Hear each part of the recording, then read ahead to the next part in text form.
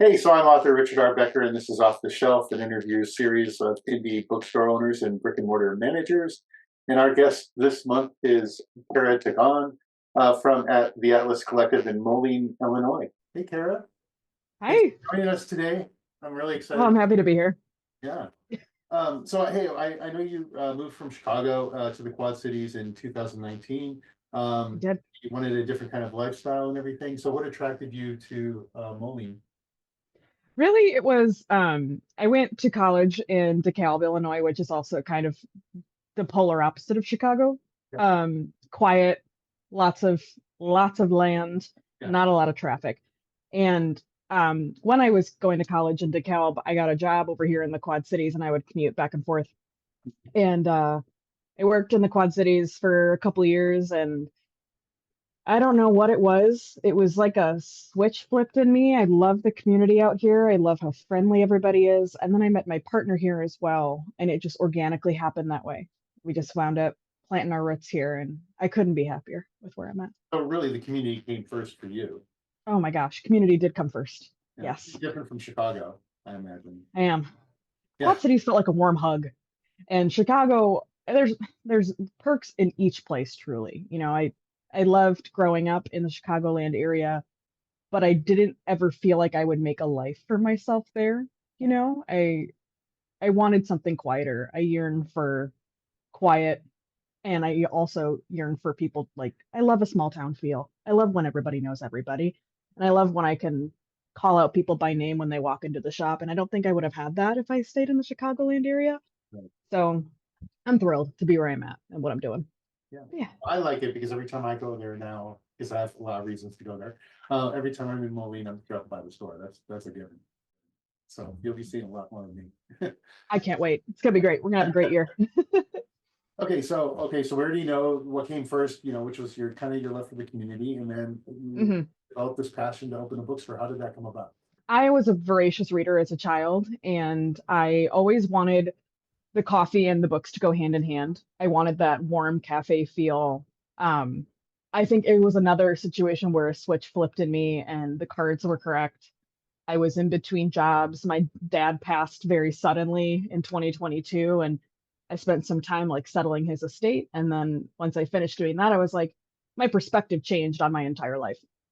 I was like, what the heck am I going to do now? Because my dad was young for, I mean, he was 60, and Okay, that's young very in young. my eyes. And I was like, man, that's quick. So I wanted to do something that fed my soul and something where I was able to share my love with other people and help other people and create community. And I was like, you know what? I'm just going to do it. I'm just going to open what feeds my soul and what I know is going to be a need in this community. And man, did it explode. It just flourished. And I just spent the entire year with my mouth wide open, like stunned that it happened so quickly and people received everything so beautifully. And I'm still in awe, even after a year, because it's a year next week Is on the that 6th. it's Yes, pretty wow, that's a amazing. year open on the 6th. And that is just, it's bananas. It's crazy. What a great Yeah. year you've had. And you Oh kind my of gosh. too because everybody would move into Moline downtown area. I think it's coming back. We talked about that a little bit when I was there. Yes. But at the Yes. same time, it was probably a little bit risky, you think. It was very risky. And I knew it was going to be risky. But my thought was, I'm a prosper in place person, and there's forward movement in the downtown Moline community. It's slow, but it's going, and that is positive for me. And I want to be a part of that, and I think it's important. So planting my roots where I planted them was terrifying, but I'm so happy, and it's bringing more people down there, and businesses are popping up downtown, and events are popping up downtown. The economic development department of the city of Moline is really starting to hone in their focus on things downtown. So I'm so happy to be a part of that forward motion. And if I could keep myself down there or at least keep that space for however long, I'd love to, but there is plan for growth. There are a lot of plans for growth for my business. So yeah. I believe it. I like the whole block. So naturally, we stay on that block, and when you go down the street Mhm. between It's Rita, beautiful. sidewalks have been all kind of fixed up, and Yeah. It really is beautiful. It doesn't matter if there's snow on the ground or if it's a summer day. I've seen both, both occasions, and it's just a Mhm. place. There's a lot of history in the buildings Oh that my gosh. populate. And That's what I wanted the most. The historic buildings downtown. I just leaned into all the weird, quirky building stuff that we've had to deal with. The history is rich, and so many members of the community know so much about the space that I'm in. And I love to have people come in and tell me, oh, this was a car dealership, and I used to live right down the road there, and the J.C. Penney was there. And like, I love to hear that stuff. I just love it, and tell me a I'm little just bit so about that. happy. Your building does have some history to it. So, and Oh, you gave me a little tour, so it was kind of fun. the tour. The tour. Just in a rectangle. But yeah, this building that I'm occupying has a rich history. It was a car dealership for a very long period of time in the area where the most square footage that I occupy. It was a showroom, and you saw the creepy double doors that I have that I just painted green to try to camouflage how weird they are. Beyond the double door crazy lock situation is a massive garage that I don't get to grow into because I don't own the building, but that's where they kept all the cars. It's a heated, massive entity all its own. And we also have a creepy basement that did I show you the creepy basement? Oh, I didn't get to see the basement, but you did open Oh up the God. and we went into the garage next door.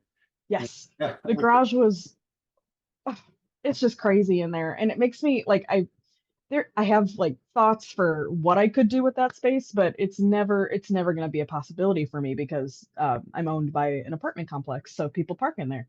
That live just a hop and a skip from me. So there's no growth there, and then we have the horrifying basement and the story with the basement. People used to work down there. There are like office segmented areas down there. There's not a lot of electricity. There's a ton of files, and there's also a lot of old mannequins from the 20s. So there's like wooden child mannequins oh, down I got to see there. that next time. Oh, it's wacky, and I can't wait to show you. I don't take a lot of people down there because it was messy. I just came from cleaning the basement Wow. literally 10 minutes ago. I'm trying to just make it serviceable or try to store something in the building. But yeah, there's creepy mannequins down there. There's an Easter bunny mannequin down there. Oh, There's nice. an old Bible from 1853 that's down there. Oh, Just weird, weird stuff. yeah. And we found a lot of old matchbooks and just funky stuff in that building. It's been a lot of things. Besides car dealership, it was a department store, it's been a taxi service, and before we moved in, it was a custom stamp company for like 30 years. Yeah, just weird. They just had the building because it was cheap. Do you have any idea when it was originally built? I believe it was 1918, Wow. if I'm not mistaken. It might have been earlier than that, but records that I've seen, like I've talked to the historical society and stuff, and there's records that go back to 1918, Yeah, but it could go farther. I don't know. that's So pretty. So what do you think was crazy. probably the department store, right? Or the clothing store if there were mannequins in it? Who knows? Yeah, it makes sense. Yeah, They're super creepy though, yeah. and they're still wearing their little like lace dresses and stuff. No Really? faces, just wooden creep. It's creepy. Can't wait to show you. That's awesome. Sorry. That's what to look forward to. A little extra stuff on the side. Yeah, a little quirky whimsy to add on to my shebang that I got going on. I like it. So what about your Keeps it mysterious. name? Atlas Collective, right? Yeah. Yeah. It was actually first and foremost named after my dog Atlas, who Oh, is my soul dog and my glue. Um, but the bigger, broader meaning, the goal of the Atlas Collective, and this is what I see from our future, is to create a lot of different hubs within my store. So I want an artist collective area. So I want like open flooring for artists to have shows. I want like workshops and events in my space. So I want it to be a local hub for makers.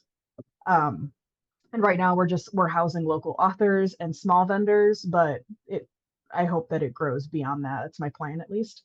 The collective word there is just a gathering of all walks of life, and it really has become just a unified conglomerate of it's just been beautiful. You know, so much organic community happening in that space. So it's a small yeah. space, but yet you're able to do so much in it. Yeah, it's tight, that's for sure.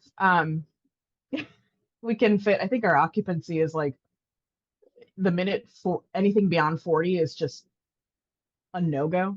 Um, yeah, it's tight in there, but we fill it every weekend. We fill it to the brim, and then our events are just outstanding.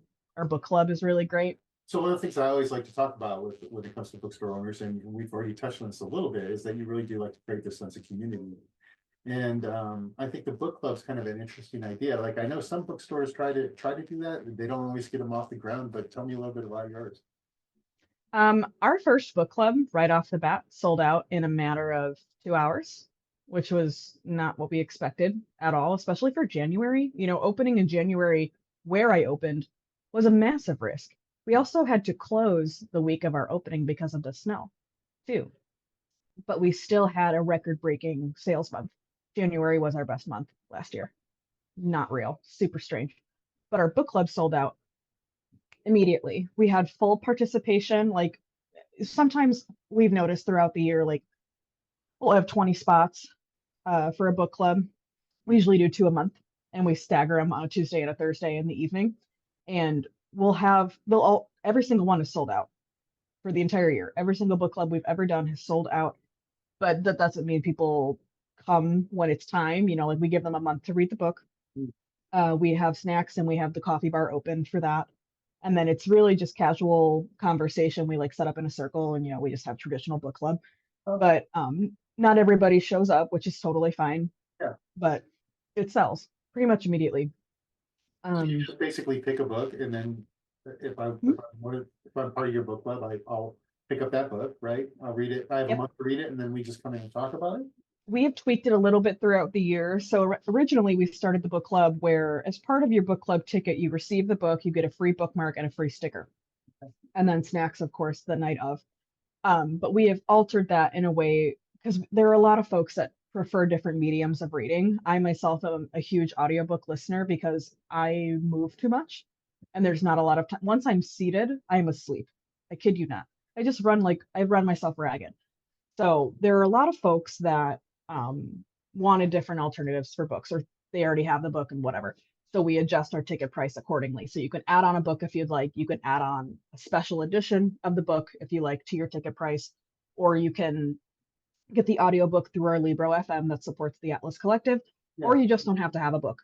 That's up to you. You can find it wherever you see fit, but they're still paying a ticket price. Okay. So there's a lot of different avenues for people to use. And throughout last year, we picked all of the books. Yeah. We kind of gauged um, interest. We genre hopped quite a bit because we didn't know what anybody wanted to do. We didn't know what we wanted to do. So we have done every single genre in 2024. And now we're going to switch gears for the new year and have a voting process Oh, through book club. So we have a little online portal, I guess, called bookclubs.com where we people sign up for our book club. We feed them into the bookclubs.com so they can see the questions ahead of time. yeah. People can talk in there before we actually meet up. Um, and they can vote on next month's title. So we're going to kind of lean into that and get more community engagement, which has always been the goal. But we had to start somewhere. So yeah. Well, that might give you an opportunity to expand more than the 20 seats too, right? Or Yes, we also want to do a virtual one, but it's tricky because the majority of our clientele and our customers are local. We want to reach beyond that, but we don't have like an online store or anything quite yet. And we're going to really up the ante on that this year and see if we can lean into people beyond our little hub here. yeah. We'll see. Yeah, I belong to a book club with my alumni association. Everything's online, and they Yeah. author interviews and things like that on occasion. And because they're hooked up with some larger conglomerate in order Hmm. to kind of manage it, and it works pretty well. You know, it just Yeah. depends if that's what you want. But I love the fact that you bring everybody in, and like it's an in-person thing. I think that makes it a little bit more. For us here, I think that's one of the biggest pieces of it because I think about in April, I think it was April when we introduced, like, hey, do you guys want to try virtual book club? And the people that were with us that are constant book club goers were like, no, we come here because of the space you created and because we want to look at people. Like we did so much virtually for so many years, you know, and people are like, we want to come to your space. We want to be here. You know, like virtual isn't really what we're looking for. Like people will drive from we had a lot of book club folks from, I don't know if you're familiar with the Quad City area beyond the 4 or 5 cities. Like we have people from Port Byron come through. We have Geneseo and Galesburg people come to the book clubs too on occasion, but people just want to come to us because of the space we've created. Okay. And Yeah. that's cool. That's cool. So I still want to do virtual, but it's going to take some time and putting out more feelers and stuff like that. Yeah. But one of the things I know, like the sense of community is also not just with the community, but also locally, like inside your store, right? So Mhm. it's not just you, like you actually have people who are, if not partners, they act like Yeah. partners. I have a great team. I Yeah, am so lucky. includes like Elijah and Brooke. Do you want to talk about their little roles? I love talking about them. Let me Yeah. talk about them. Okay. So I am I'm the only owner, technically on paper, whatever. I'm sole owner of the Atlas Collective, but everyone else that works with me, we all work in tandem and I throw things at everybody. I'll start with Elijah because he is growing into that partnership role and will be actually added on as a partner in the future very soon. Elijah, we dubbed him our caffeine overlord, which is silly and goofy because he is silly and goofy, and we don't not everything needs to be so serious. The stakes are low. It's books and coffee. We're just here to have fun. So he is our caffeine overlord. What that entails, he is in charge of everything that is beyond the retail side of things, everything beyond the counter. So he manages my inventory. He creates all of our recipes.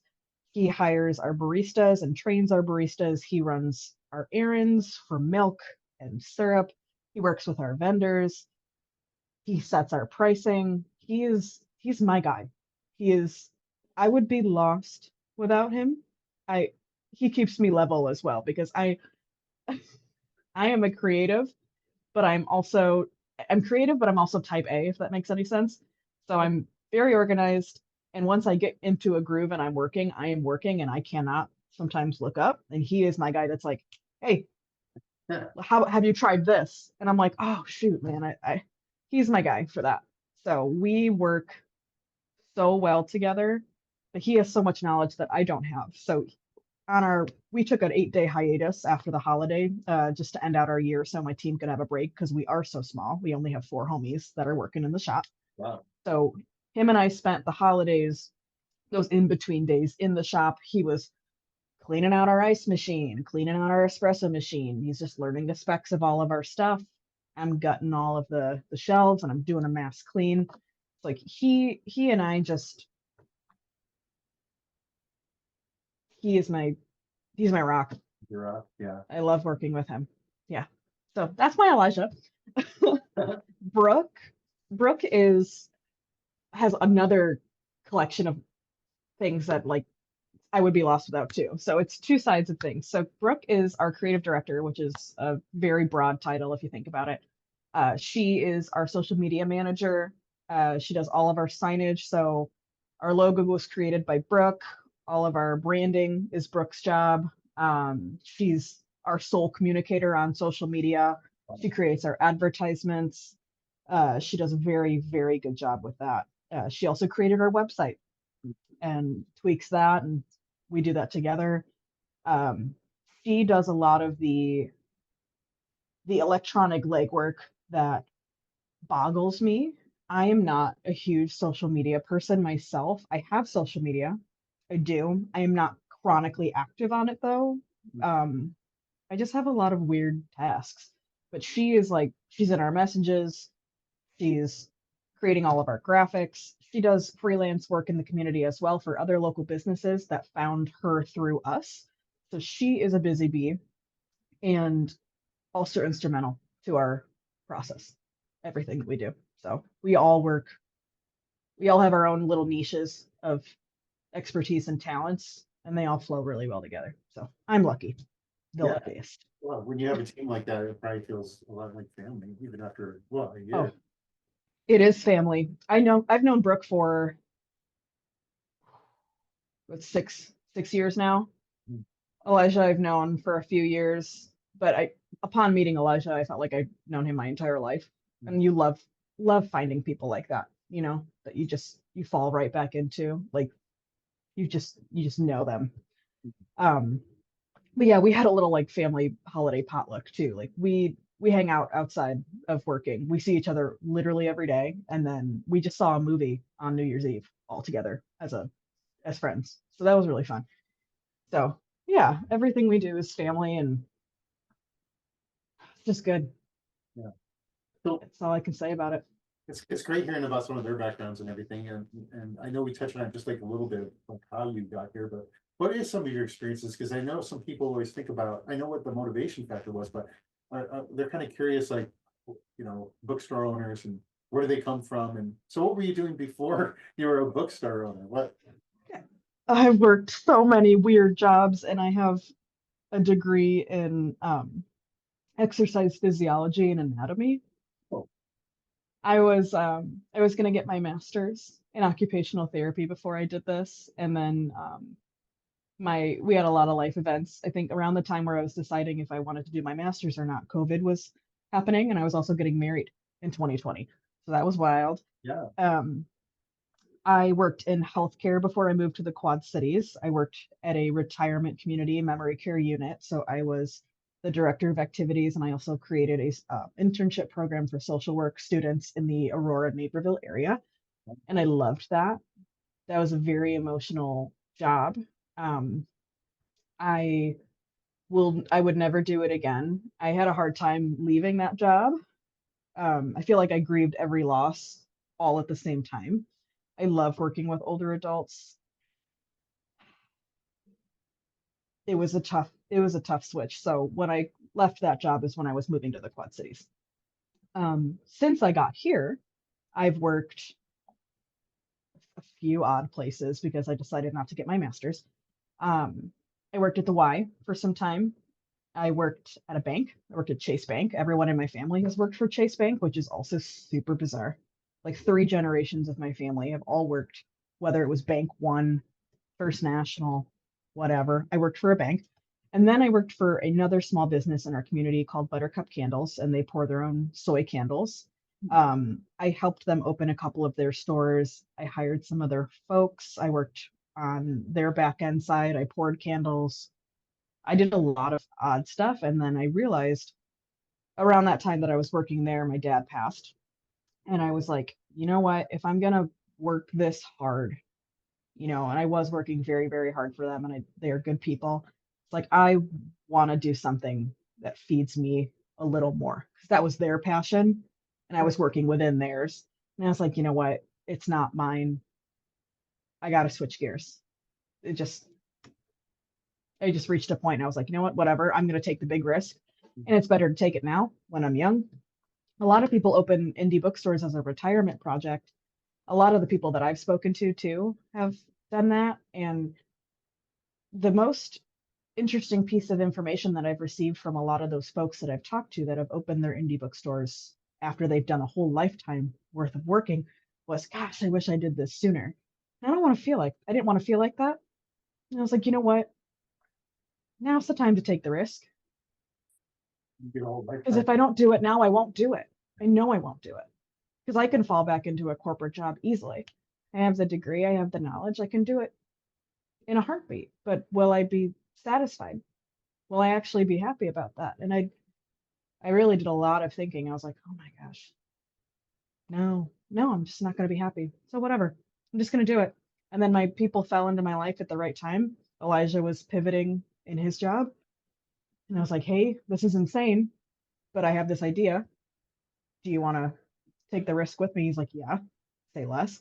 And Brooke is a young mom. She has two young kids and was working, or she worked at the bank with me for a long time and then was a stay-at-home mom. And I was like, hey, do you want to do a little bit more? She's like, she was struggling with identity stuff too. She's like, I'm just a mom, sort of thing. She's like, I want something that's also mine that I can do and feel good about, and then go home and still be a mom. The identity piece for mothers is a huge thing that we've talked about since we opened the store. Um, so Brooke just got locked in at the right time too. Have, like, if I was going to open a bookstore, is there like certain experiences that I should try to have first, or that you found especially worthwhile? I mean, just being a people person, or like knowing how to make someone feel comfortable in your space is really an asset too. And it's not hard, just be good to people kind of thing.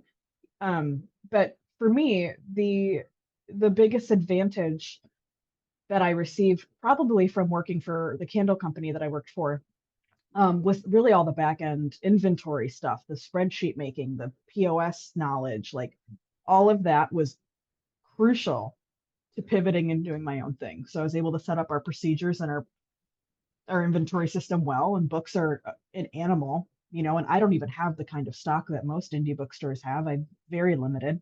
But even that is, if I didn't have the right knowledge, I would probably be screwed, to be honest with you. So that knowledge was great. Yeah. So another piece of knowledge that was really helpful that I don't know if, did you ever make it to anthology for books over in Geneseo? Did I tell you about them? You did tell me about them. I reached out to them, Mhm. but I didn't make it over while I was there because I was on a little bit of a time crunch. And yeah, They opened their store in middle of last year is when I found them. They walked into my store and they just stopped and were like, "Whoa, how did you do this?" And I really had to pick it apart on how I set up all of my processes.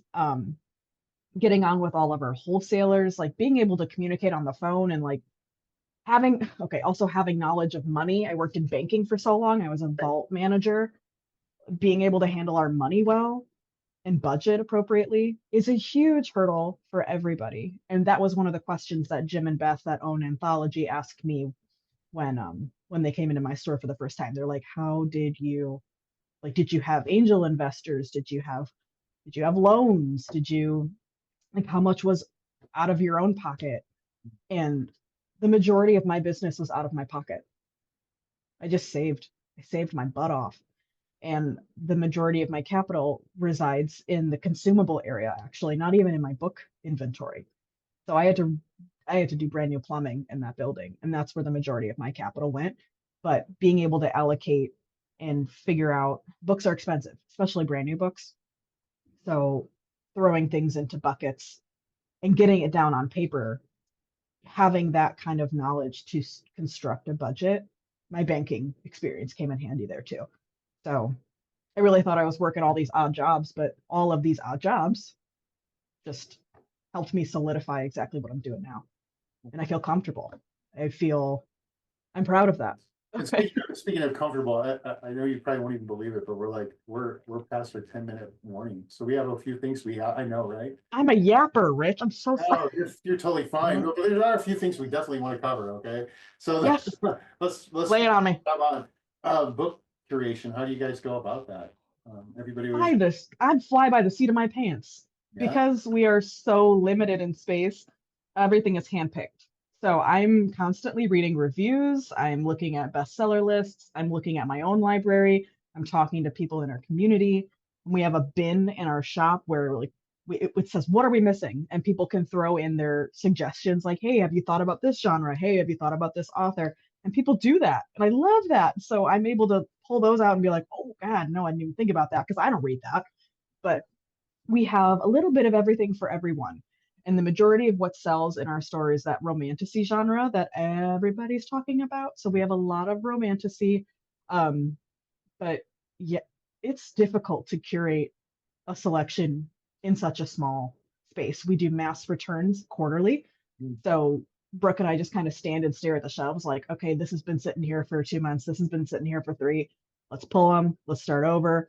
So what we pull from each genre, we replace with the same genre. We just get a new title. So we just keep doing that and we are chronically aware of it. And it's difficult, but it's fun, actually. It's kind of like a game. So yeah.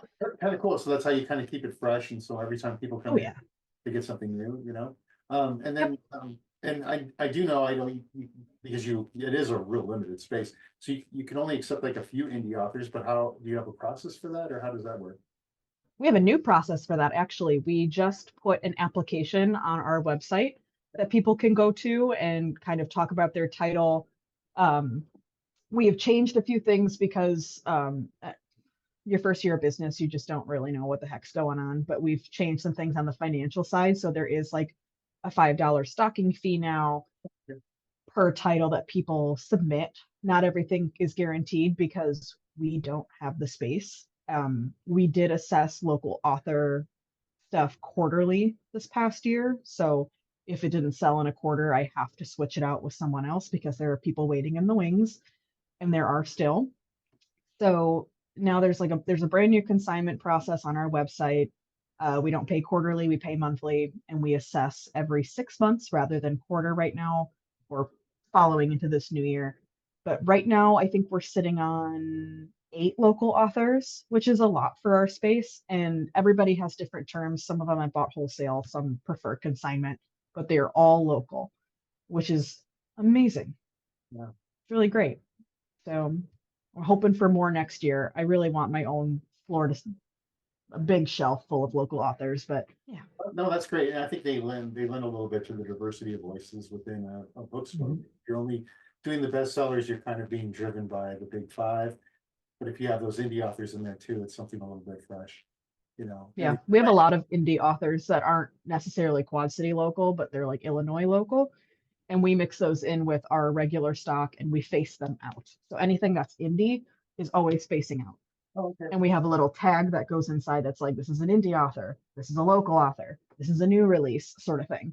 Yeah. We have fun with that. I know last time we were there, we talked briefly about like book signings. Have you done one of those yet? Have you tried that?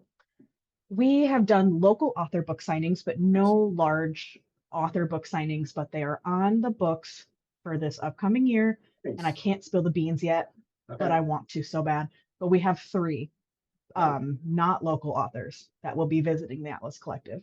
So we are moving slowly, Getting those but we're babies. moving.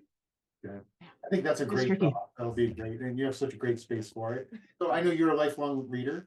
Was there anything that kind of tipped the scales? Or what genres do you like? I mean, tell us a little bit about that. I'm such a mood reader, and people like I want to be that person that has a scheduled TBR for their next year. Like, oh, these are the things I'm absolutely going to read. Yeah. I'm different every single day. I'm going to read what I want to read, but what I gravitate towards is absolutely horror. I'm a big horror reader, and I do love romantasy. I do. There's sue me. I think it's fun, and there's some times where I just want to escape my own reality. But I pop around. The only thing I really don't gravitate towards is sci-fi. And I don't know if it's aliens. I don't know what it is. I just sometimes it's not my favorite thing. But I am I'm a big horror reader. Not really Stephen King. I've read a lot of Stephen King's books, but um I love Stephen Graham Jones. Grady Hendrix has a new book coming out in a couple weeks. I love Grady Hendrix. Yeah. I'm looking at my own shelf right now. I'm trying to jog my own memory. I love Joe Hill. I love Joe Hill. I don't know if you've read anything by Joe Hill. Nosferatu is my favorite. Now I'm a pretty cross genre reader. It's kind of like my writing. I'm all over the place. So I like Yeah, I love that. I love genre bending things. Yeah. Like I don't want to be stuck in one box. I think it's fun. But Was yeah. there a book in particular that really established your love for reading? Do you remember? This is niche.